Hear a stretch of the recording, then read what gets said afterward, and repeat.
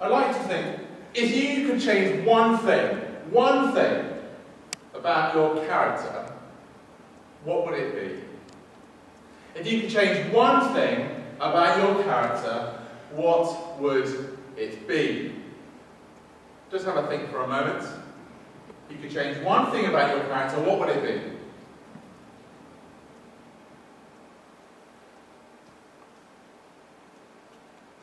Maybe just mentally write that down on your mental bit of paper. For me, there are a number of things, but pride is one of the things that really frustrates me about my character. I know that I am proudful. I am so easily tempted and so easily given to being proud. So even now when I'm talking to you, one of the things that I'm thinking about is I want to like me. I want you to think, this is a really, really good talk. I want you to like me. I'm proud.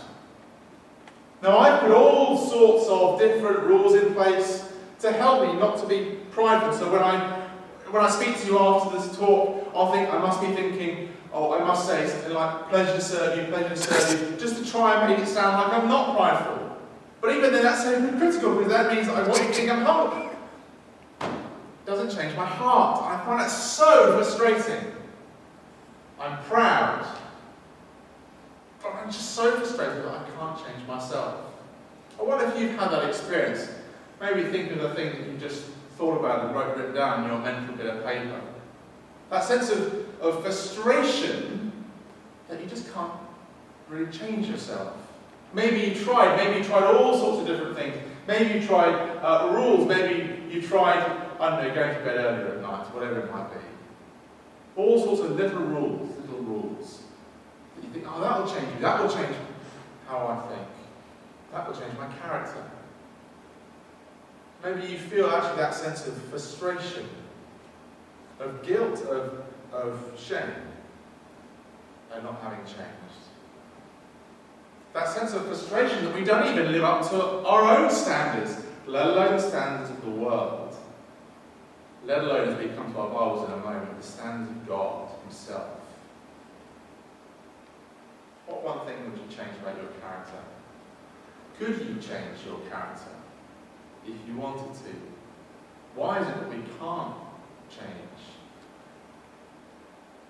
I guess the problem I want us to think about is, what is the problem? That's the question. What is the heart of the problem? Why is it that we can't even change ourselves, let alone other people? What is the heart of our problem? Why is it that we can't change? What is the heart of our problem? Well, what does God say to us? Well, please turn your Bibles to Mark chapter 7. In Mark's Gospel at this point, the big issue on the table is defilement. Jesus is having a huge argument with the Pharisees about this whole issue of defilement. That's the problem on the table. What is this issue of defilement?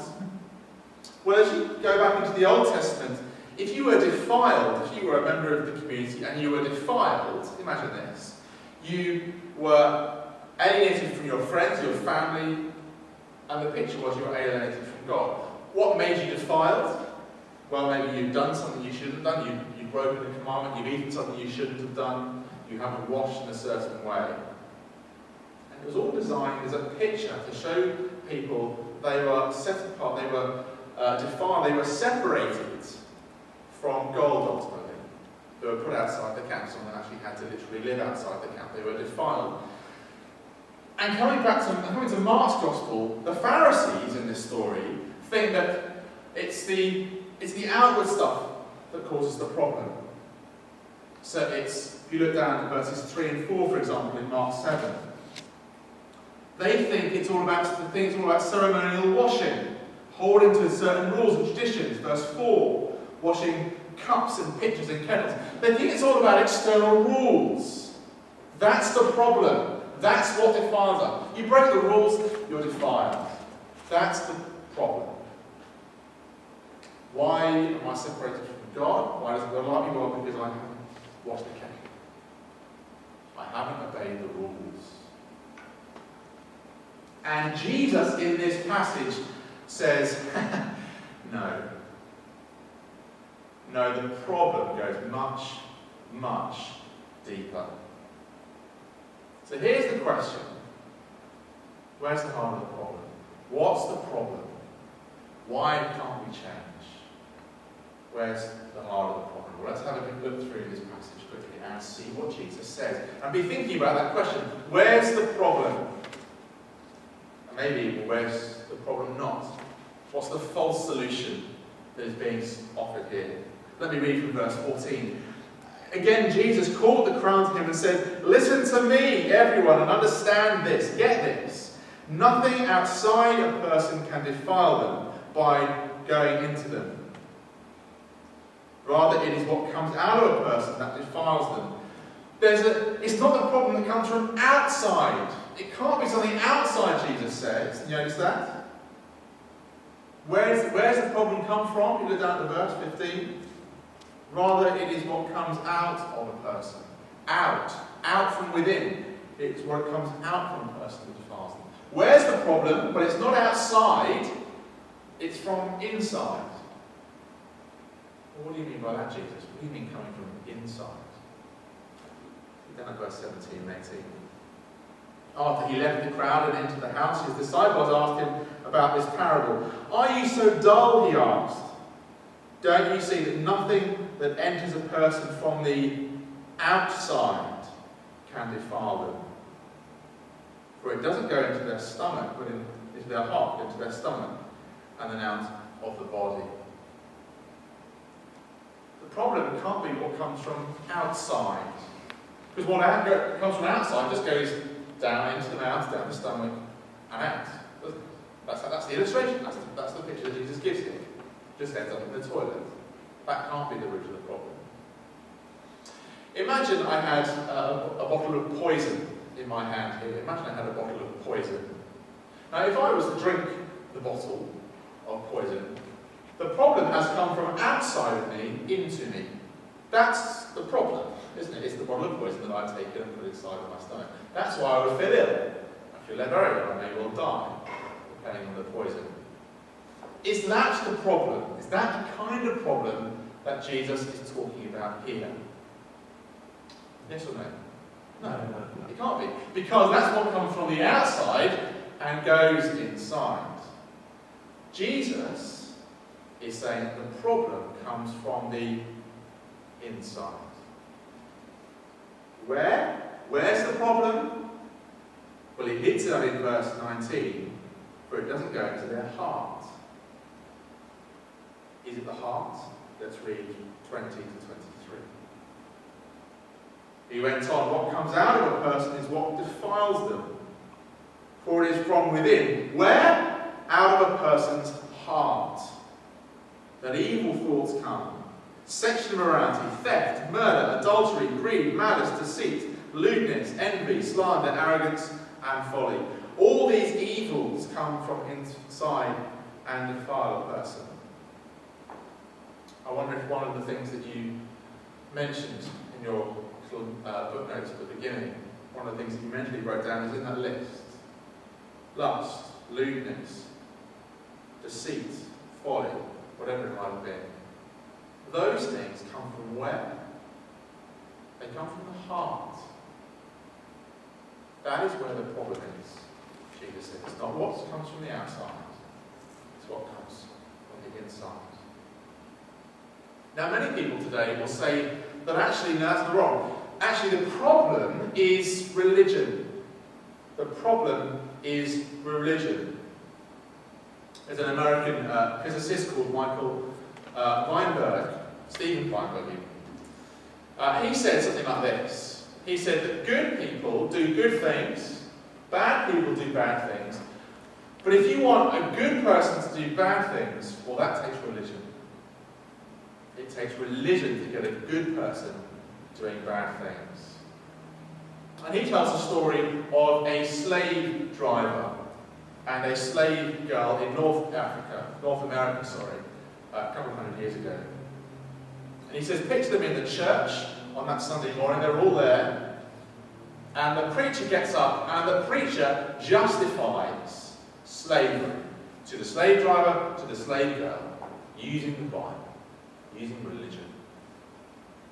Religion is what could have underpinned, he says, this whole thing, this whole oppression, the madness, the cruelty of the slave trade. So that as in the field, the slave driver is beating and abusing and whipping this slave girl, he's justifying it because of religion. Religion's the problem. I guess we feel the weight of that, don't we? But the problem is, come back to me to the field, to the slave driver, to the slave girl, and think about what Jesus says here. Where does Jesus say the problem is? And what actually, as we think about the scene, where really do we think the problem is? Well, as the slave driver whips and beats and shouts at and abuses this slave girl, the reason he does that is because of his sinful heart, isn't it? He's angry, so he demonstrates his anger. He's greedy, so he abuses those around him for money. He just wants more money.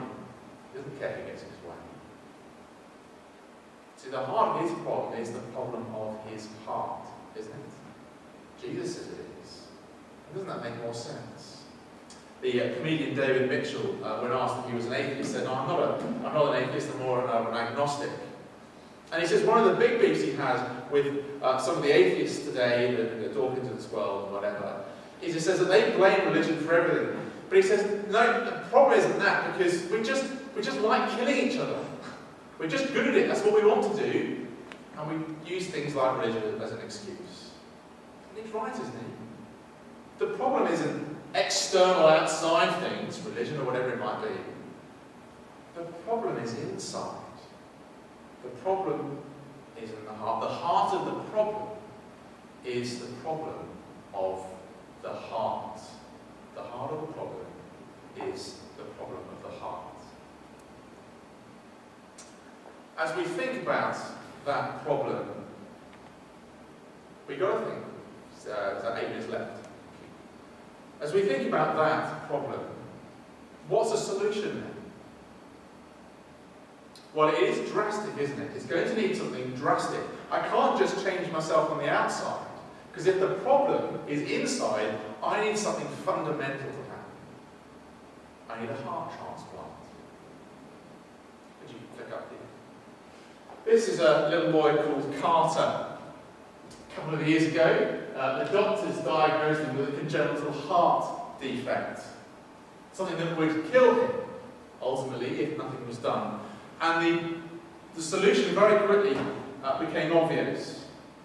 He needed to have a new heart. Imagine if the doctors had said to Carter, "Carter, you are going to need a new heart. So what you need actually is to do some more exercise. You're going to need to change your diet. You're going to need to, I don't know, do something different with your hair or something. Something external." It would have been ridiculous. It would have been cruel, wouldn't it? Because the heart of Carter's problem was the problem of his heart. Carter needed a new heart, and it would have been cruel for anyone to tell him any different. Wonderfully, next slide please. Carter had the operation, and he is a wonderful, healthy little boy with a very, very impressive scar, you might say, that he initially was ashamed of actually. This was a result of a Facebook campaign by his dad. He was ashamed of his scar, so the dad put this picture on Facebook, and there were, I think, last count, there were 1.5 million likes to get the boy thinking, this is something that I can live with. The boy needed a heart transplant, and he was given one. Well, why is this good news? What is Jesus? Whatever the lead question is. What is the good news in all this? Well, the good news is that if our problem is that we need a heart transplant, the good news is that Jesus gives us a new heart. Jesus gives us a new heart. The wonderful offer of Christianity, the unique offer of Christianity, is that Jesus offers to take away our old hearts, literally reach down into our spiritual chest, take out our old heart and deal with it. And he offers us the new heart, the heart that loves God, the heart that is good. Jesus offers us that spiritual heart transplant that we need. It is a wonderful, wonderful offer. It was the promise in the Old Testament of new hearts fulfilled in Jesus. Jesus offers us the heart transplant that we need. So what is the invitation that Jesus would have for us this morning? Well, it is very simple. Will you let me change your heart? Will you let me change your heart? Might be for the first time. Maybe you're not a Christian here this morning.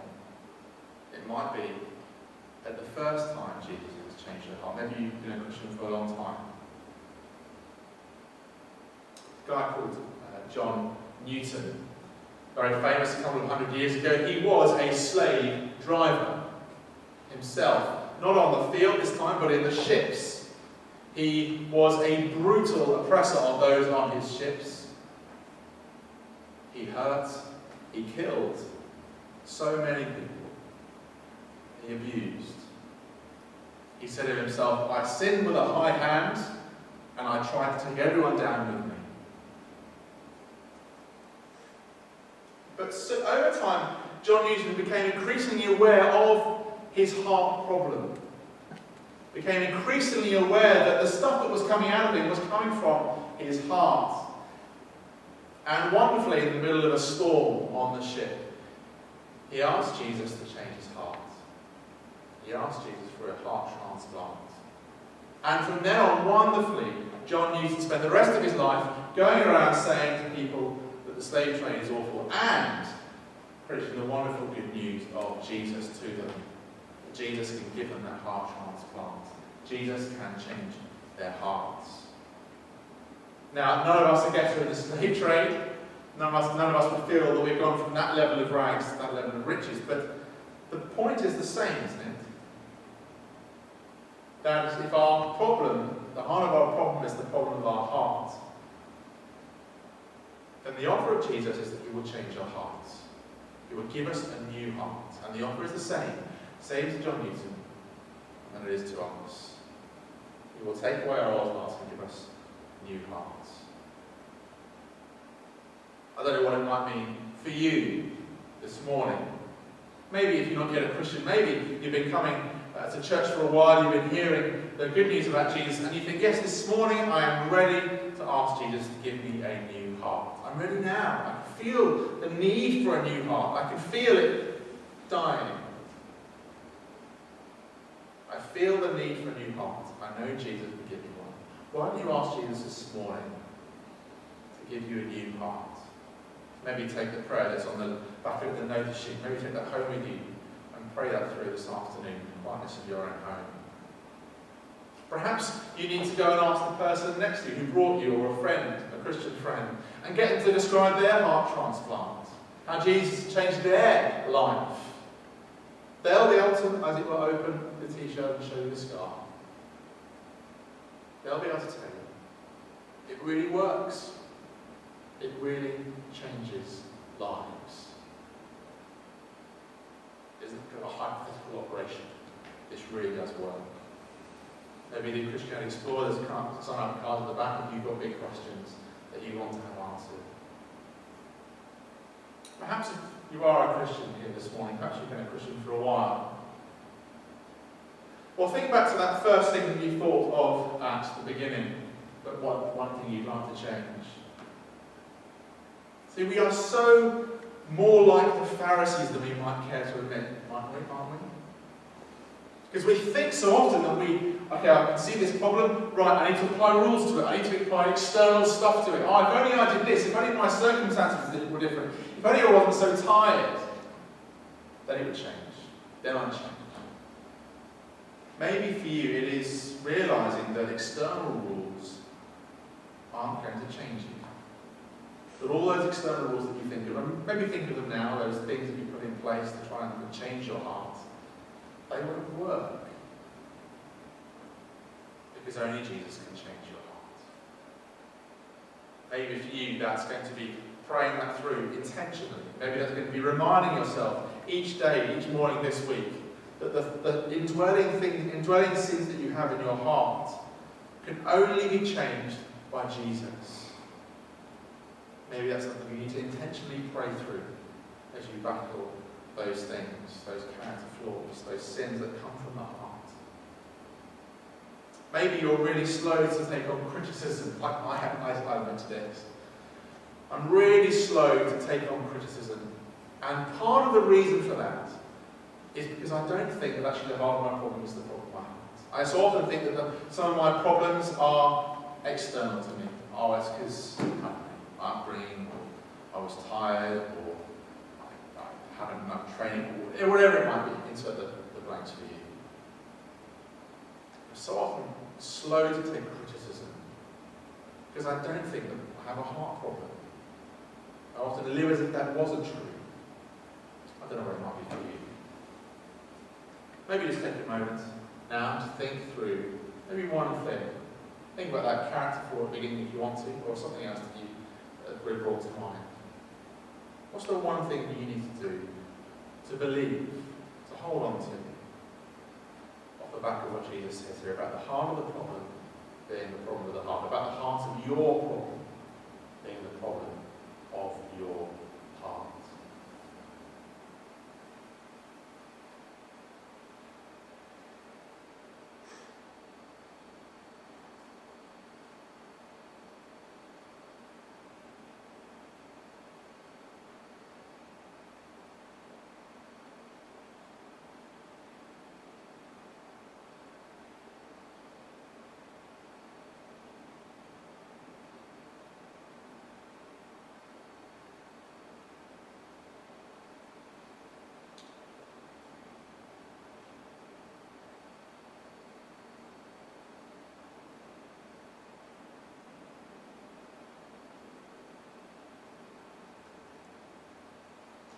Just as we close, just imagine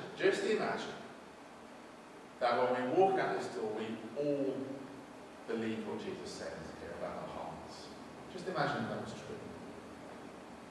Imagine if you're not yet a Christian, that you stop believing the lies of the world, that the reason we are the way that we are is because of external stuff.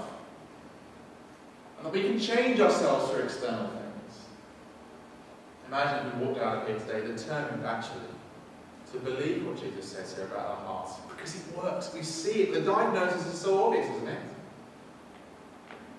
Maybe we walk out today determined to believe Jesus' words about the heart of our problem being the problem of our hearts. Wouldn't that change the way you think about Christianity? It works. Unique offer of a surgery that works. Imagine the humility that you think about Christians amongst us, the humility that we would have if we really believed that the heart of our problem was the problem of our hearts. The humility that would mark us. We realise that our problems are not external to us. Our character flaws come from our hearts. We realise that actually the surgery isn't just looking at a once-time thing.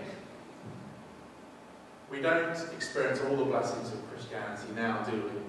We still have hearts that stray, and we need Jesus to change us every day, as we battle sin together. It must humble us, mustn't it? We must be humble. Wouldn't we be humble if we got this? We must be prayerful. We can only be prayerful, mustn't we, if we get this? We must be dependent on God to do it in our hearts, on one another to speak into each other's lives when we miss. We forget that actually we have the scar, and actually we go back to the rules, we go back to the external stuff, because it's more tangible, because we think it works. Imagine if we as a community believe that the heart of our problem is the problem of our hearts. We would be deeply humble, prayerful, impressive